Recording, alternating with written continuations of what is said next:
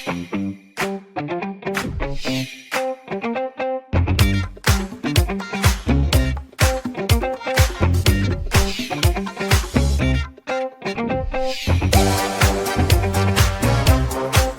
friend, it is always advisable to plan what you will do with your money when you get it.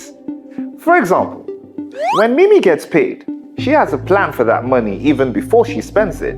Now think about it.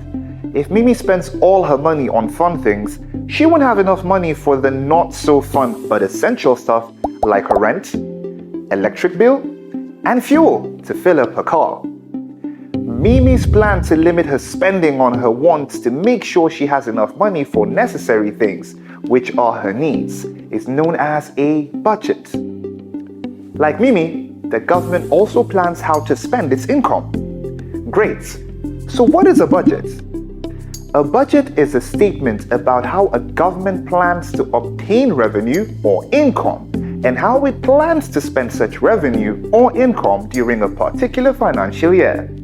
For a budget to be effective, it has to be approved by the highest legislative body in the country or states.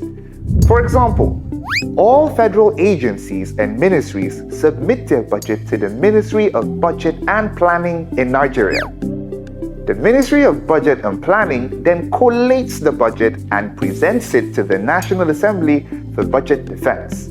When the National Assembly approves the budget, the President signs it into law. Why is it so important for the government to use a budget? Well, budgets are important for several reasons, one of which is the allocation of resources. Mimi, for example, allocates 20% of her income to her house rent, 30% to her savings, and the other 50% to her other expenses. The government may allocate 30% of its budget to the education sector, 40% to the health sector, 10% to the transportation sector, and the remaining 20% to the power sector. Budgets are very helpful in evaluating financial performance. Mimi can always look at her budget from the previous month to see how well she managed her finances. If she did poorly, she would be able to tell what areas needed improvement. Same with the government. Budgets helps them evaluate the economy's performance in the previous financial year. It also gives the government a clear picture of what sectors need help more than others. So that will be it for this lesson, friend.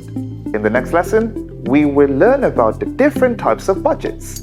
Until then, keep using budgets to plan your financial decisions. Bye!